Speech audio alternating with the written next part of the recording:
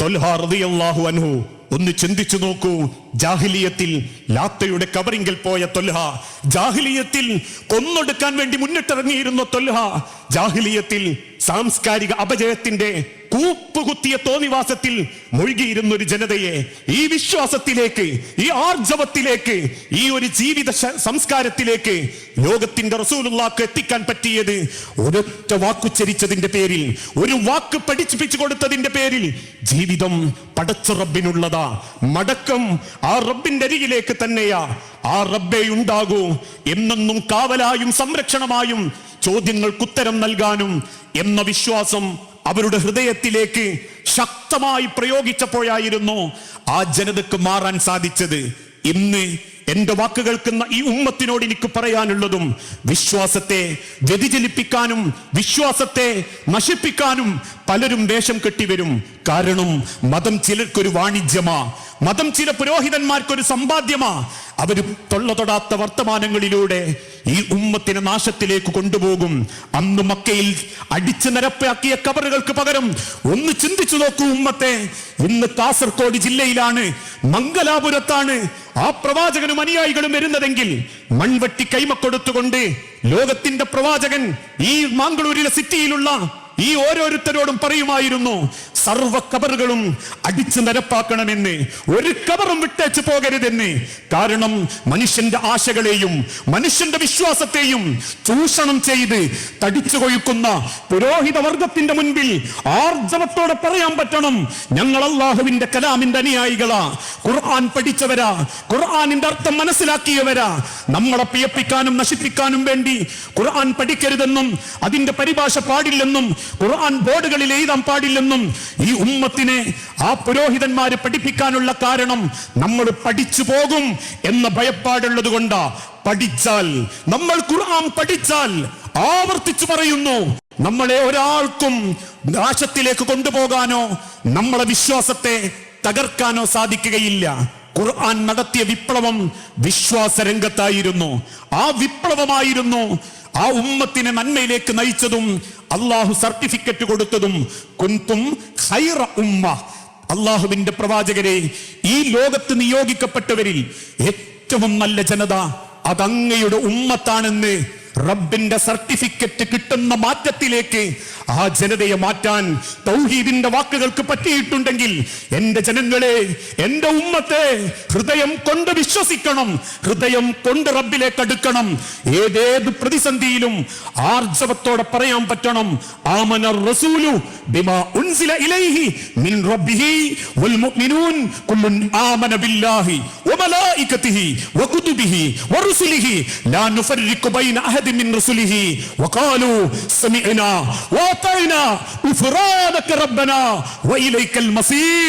നിന്നിലേക്കുള്ള മടക്കം എന്നായാലും നിന്റെ തൃപ്തിയോടെ ഞാൻ അങ്ങ് വരും റബ്ബേ എന്ന് സന്തോഷത്തോടെ പറയാൻ സാധിക്കണം. ആ വിപ്ലവമാണ് ഖുർആൻ ഈ ലോകത്തിന് കൊടുത്ത ഏറ്റവും വലിയ വിപ്ലവം. ഇനിയൊന്ന് ചിന്തിച്ചു നോക്കൂ, കുടുംബരംഗത്ത് ആ വിശുദ്ധ ഖുർആൻ വരുത്തിയ മാറ്റം അത്ഭുതപ്പെടുത്തുന്ന മാറ്റമാണ്.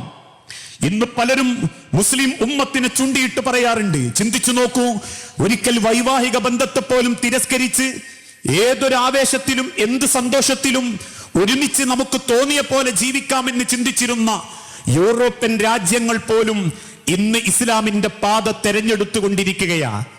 സന്യാസി വര്യമാണ് ദൈവപ്രീതി എന്ന് പഠിപ്പിച്ച ഹൈന്ദവ ആചാരങ്ങൾ മുതൽ ഒരിക്കലും വിവാഹം കഴിക്കേണ്ടതില്ലെന്നും ലിവിംഗ് ടുഗദറുകൾ മതി എന്നും ഈ ഉമ്മത്തിനെ ലോകത്ത് പരിചയപ്പെടുത്തി കൊടുത്ത യൂറോപ്യന്മാരായ അമേരിക്ക പോലെയുള്ള രാജ്യങ്ങൾ, അവസാനം രക്ഷിതാവ് ആരെന്നറിയാത്ത, വാപ്പയാരെന്നറിയാത്ത ആയിരക്കണക്കിന് മക്കൾ അമേരിക്കയിലെ പൊന്തക്കാടുകൾക്കുള്ളിൽ പ്രസവിച്ചു വീണപ്പോ അമേരിക്ക എന്ന ലോകരാഷ്ട്രത്തിന്റെ നേതാക്കന്മാര് തന്റെ ജനതകളോട് പറയാൻ തുടങ്ങി, നിങ്ങൾ വിവാഹിതരാവണം, നിങ്ങൾ കല്യാണം കഴിക്കണം, കുടുംബ ജീവിതത്തിലൂടെ മാത്രമേ നിങ്ങൾക്ക് ജീവിതം ആസ്വദിക്കാൻ സാധിക്കുകയുള്ളൂ.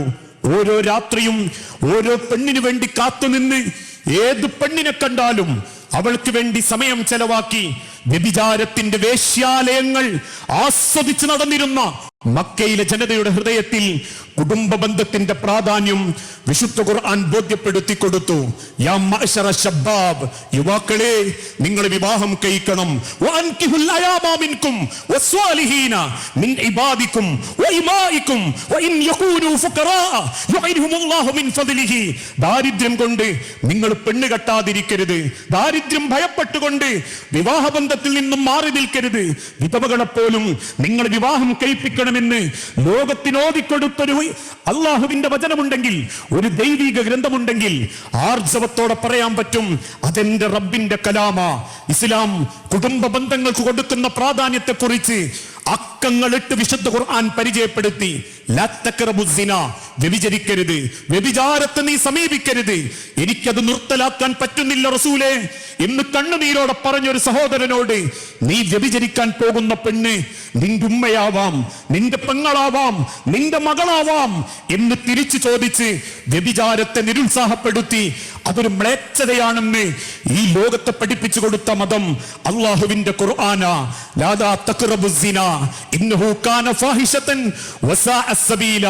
മറ്റൊരു ഭാഗത്ത് റബ്ബ് ഓർമ്മപ്പെടുത്തി, വത്തഖുല്ലാഹല്ലദീ തസാഅലൂന ബിഹി വൽഅർഹാം. വൽഅർഹാം, മനുഷ്യരെ കുടുംബം, അല്ലാഹ് തന്ന ബന്ധം നിങ്ങൾ ചോദ്യം ചെയ്യപ്പെടും. ഏത് ബന്ധങ്ങളെയും ചേർത്ത് പിടിക്കണം, ഏത് ബന്ധങ്ങളും നിങ്ങൾ ആത്മാർത്ഥതയോടെയാക്കണം. അതുകൊണ്ടാണല്ലോ ആ സ്നേഹമാണ് ഒരു മനുഷ്യന്റെ ജീവിതത്തിന്റെ സമാധാനമെന്ന് സ്വന്തം ജീവിതത്തിലൂടെ പ്രവാചകൻ സല്ലല്ലാഹു അലൈഹി വസല്ലമ കാണിച്ചു കൊടുക്കുന്നുണ്ട്. ഒരിക്കൽ ഇസ്ലാമിന്റെ തുടക്ക കാലഘട്ടത്തിൽ മക്കയിലെ ഇരുട്ടുള്ളൊരു കറുത്ത രാത്രിയിൽ പ്രവാചകൻ സല്ലല്ലാഹു അലൈഹി വസല്ലമയുടെ വീട്ടിന്റെ വാതിലിന് ആരോ വന്നു മുട്ടി. പേടിച്ചരണ്ട് നിൽക്കുന്ന റസൂൽ സല്ലല്ലാഹു അലൈഹി വസല്ലമയോട് ഭാര്യ ഖദീജ റളിയല്ലാഹു തആല അൻഹ പറഞ്ഞു, റസൂലേ നിങ്ങൾ ആ വാതിലൊന്ന് തുറക്കൂ, ആരാന്നറിയാം. വാതിൽ തുറന്ന പ്രവാചകൻ സല്ലല്ലാഹു അലൈഹി വസല്ലമ അത്ഭുതത്തോടെ കാണുന്നത് ഒരല്പ വസ്ത്രം കൊണ്ട് ഔറത്ത് മാത്രം മറച്ച് ശരീരമാസകലം വേർപ്പിൽ കുളിച്ച് കറുത്ത ശരീരവും കറുത്ത ചുരുളമുടിയുമുള്ള ഒരു നീഗ്രോ വംശജൻ. അത്ഭുതത്തോടെ അള്ളാന്റെ ഹബീബായ നബി തങ്ങൾ ചോദിച്ചു, ആരാ സഹോദരാ നീ? ആ മനുഷ്യൻ റസൂലിന്റെ മുൻപിലേക്ക് കയറി നിന്നിട്ട് പറഞ്ഞു, അന ബിലാൽ ഇബ്നു റബാഹ, ഞാൻ റബാഹയുടെ മകൻ ബിലാലാണ് നബിയെ. വീണ്ടും ചോദിച്ചു, ബിലാൽ താങ്കൾ ആരാ? എനിക്ക് അങ്ങേ മനസ്സിലായിട്ടില്ല. കണ്ണുനീരോടെ ബിലാൽ റളിയല്ലാഹു അൻഹു തിരിച്ചു പറഞ്ഞു, പ്രവാചകരെ, മക്കയിലെ പണക്കാരനായ ഉമയ്യത്തിന്റെ, അങ്ങയുടെ ശത്രു ഉമയ്യത്തിന്റെ കൊല്ലപ്പണി ആലയിലെ ഒരു വില കുറഞ്ഞ അടിമയാണ് ഞാൻ. കേട്ട സെക്കൻഡിൽ വീണ്ടും ചോദിച്ചു, അല്ല ബിലാൽ, താങ്കൾ എന്തിനാ ഈ രാത്രി എന്നെ തേടി വന്നത്? റസൂൽ സല്ലല്ലാഹു അലൈഹി വസല്ലമയുടെ മുൻപിലേക്ക് വന്ന് പതുക്കെ റസൂലുള്ളാന്റെ കൈ അങ്ങനെ തൊട്ടിട്ട് ബിലാൽ റളിയല്ലാഹു അൻഹു പറഞ്ഞു, അള്ളാഹുവിന്റെ പ്രവാചകരെ, എല്ലാവരെയും ഒരുപോലെ സ്നേഹിക്കുകയും എല്ലാവരോടും ഏറ്റവും നല്ല സ്വഭാവത്തോടെ പെരുമാറുകയും ചെയ്യുന്നവനാ താങ്കൾ എന്ന് കേട്ടപ്പോ എനിക്ക് അങ്ങയൊന്ന് കാണണം എന്ന് തോന്നി, അങ്ങനെ വന്നതാ റസൂലേ. സന്തോഷത്തോടെ റസൂൽ സല്ലല്ലാഹു അലൈഹി വസല്ലമ ബിലാൽ റളിയല്ലാഹു അൻഹുവിനെ നെഞ്ചിലേക്ക് അണച്ചുകൂട്ടി കെട്ടിപ്പിടിച്ചു. അള്ളാഹുവിന്റെ റസൂലിന്റെ പിടുത്തത്തിൽ നിന്നും ബിലാൽ റളിയല്ലാഹു അൻഹു കൊതറി മാറി. റസൂലുള്ളാഹി അത്ഭുതത്തോട് ചോദിച്ചു, എന്തേ ബിലാൽ, ഞാൻ പിടിച്ച എനിക്ക് ഇഷ്ടപ്പെട്ടിട്ടില്ലേ? ഞാൻ തൊട്ടത് എനിക്ക് ഇഷ്ടായില്ലേ ബിലാൽ? കണ്ണുനീരോടെ ബിലാൽ റളിയല്ലാഹു അൻഹു തിരിച്ചു പറഞ്ഞു, ഇഷ്ടപ്പെടാഞ്ഞിട്ടല്ല റസൂലേ, എന്നെ കാണുമ്പോഴേക്കും കുട്ടികൾ കരിങ്കല്ലുകൊണ്ട് എറിയാറാ പതിവ്. എന്റെ നിറം എന്നെ കാണുമ്പോഴേക്കും പെൺകുട്ടികൾ കാർക്കിച്ചു തുപ്പാറാ പതിവ്. എന്റെ നിറം എന്റെ യജമാനൻ ഉമയ്യത്ത് പോലും ഇരുമ്പ് ദണ്ടുകൊണ്ട് എന്റെ മുതുക്കത്ത് തല്ലി ആ വ്രണപ്പെട്ട എന്റെ മുതുക് കണ്ട് ചിരിക്കാറാണ് പതിവ്. ഇങ്ങനെ എല്ലാവരും എന്നെ ദ്രോഹിക്കുമ്പോ, എന്റെ നിറം കൊണ്ടും എന്റെ മുടി കൊണ്ടും അവരെന്നെ കളിയാക്കുമ്പോ, ഒരു ബന്ധവുമില്ലാത്ത താങ്കൾ എന്നെ നെഞ്ചോട് ചേർത്ത് കെട്ടിപ്പിടിച്ചപ്പോ എനിക്ക് എന്റെ ഉമ്മയെ ഓർമ്മ വന്നു റസൂലേ. എന്റെ ഉമ്മയല്ലാത്ത ഒരാളും എന്നെ ഇതുപോലെ കെട്ടിപ്പിടിച്ചിട്ടില്ല.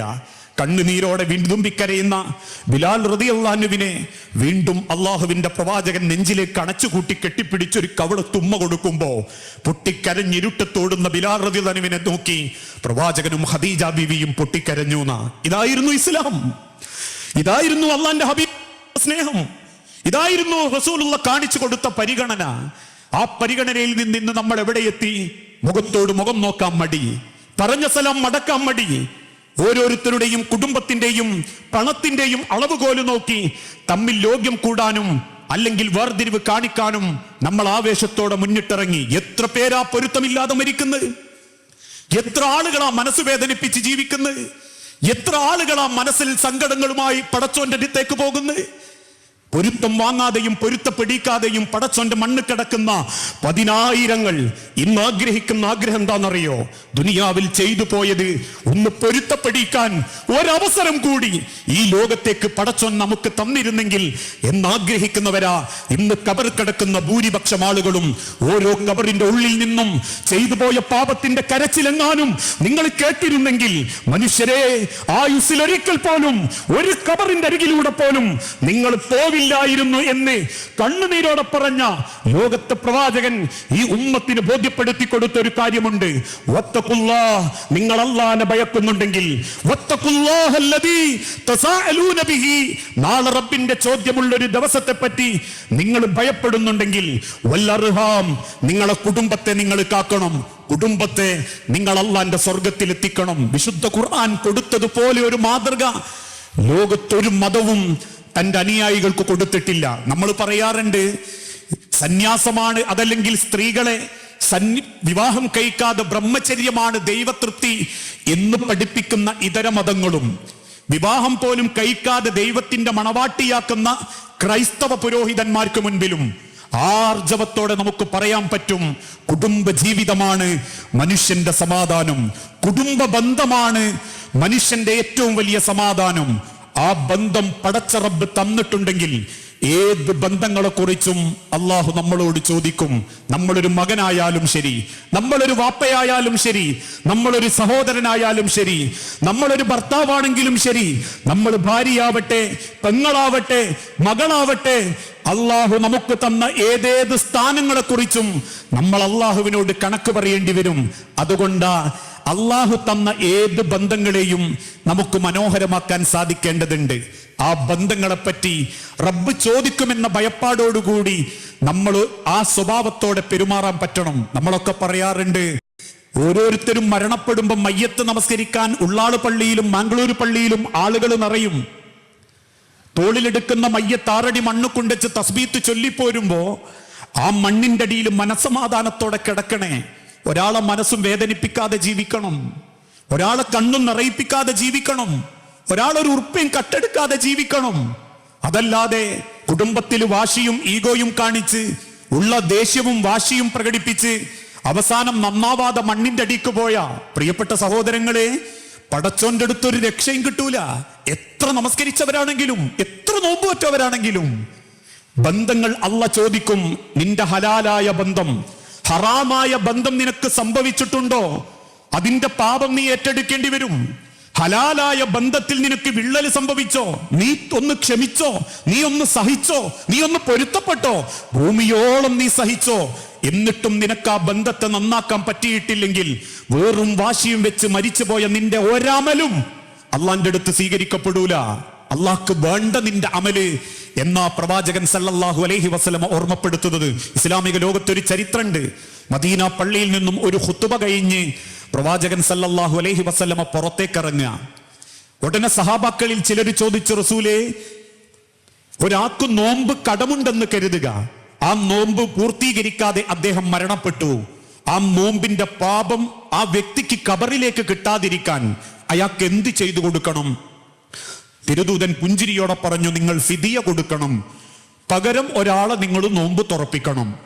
ഉടനെ മറ്റൊരു സഹാബി ചോദിച്ചു, റസൂലേ, എന്റെ ഉമ്മ നേർച്ച ചെയ്തു, ആ നേർച്ച പൂർത്തീകരിക്കാൻ പറ്റാതെ ആ ഉമ്മ മരണപ്പെട്ടു. നേർച്ച കൊടുക്കാൻ ഉമ്മ പറഞ്ഞിരുന്നു, പക്ഷെ നേർച്ച കൊടുത്തത് വീട്ടിയിട്ടില്ല. എന്റെ ഉമ്മാക്ക് ആ കബറിൽ അതൊരു കുറ്റമായിട്ടും പാപമായിട്ടും പടച്ചോന്റെ അടുത്ത് ബാധിക്കാതിരിക്കാൻ എന്റെ ഉമ്മക്ക് വേണ്ടി ഞാൻ എന്ത് ചെയ്തു കൊടുക്കണം? ഹബീബായ നബിത്തങ്ങൾ തിരിച്ചു പറഞ്ഞു, ഒന്നുകിൽ 10 സാധുക്കൾക്ക് നീ ഭക്ഷണം കൊടുക്കണം, അല്ലെങ്കിൽ 10 സാധുക്കൾക്ക് നീ വസ്ത്രം കൊടുക്കണം, അല്ലെങ്കിൽ 3 ദിവസം നീ നോമ്പനുഷ്ഠിക്കണം. ഇതിനെന്നെ കൊണ്ട് പറ്റുന്നില്ലെങ്കിൽ ഒരടിമയെ നീ മോചിപ്പിക്കണം. എന്നാൽ നേർച്ച ചെയ്തത് വീട്ടാൻ പറ്റാതെ മരിച്ചോയാലും ആ പാപം പടച്ചോൻ എനിക്ക് പുറത്തുതരും. ഉടനെ മറ്റൊരു സ്വഹാബി ചോദിച്ചു, റസൂലേ, എന്റെ മാതാപിതാക്കള് കുടുംബത്തിൽ എന്തൊക്കെയോ പ്രശ്നങ്ങൾ ഉണ്ടാക്കി ഈഗോയും വാശിയും മനസ്സിൽ വെച്ച് മുഖത്തോട് മുഖം നോക്കാതെ ഉള്ള കിബിറും കാണിച്ച് മരിച്ചു പോയതാ. ഇടക്ക് നന്നാക്കാനും കുടുംബത്തിൽ യോജിപ്പുണ്ടാക്കാനും പലരും ശ്രമിച്ചു, നന്നായില്ല. അവസാനം ആ വാശിയും ഈഗോയും മനസ്സിൽ വെച്ച് മരിച്ചോ എന്റെ വാപ്പാക്കും ഉമ്മാക്കും. ആ ഖബറിൽ ഒരു സമാധാനം കിട്ടാൻ അവർക്ക് വേണ്ടി ഞങ്ങൾ എന്ത് ചെയ്തു കൊടുക്കണം?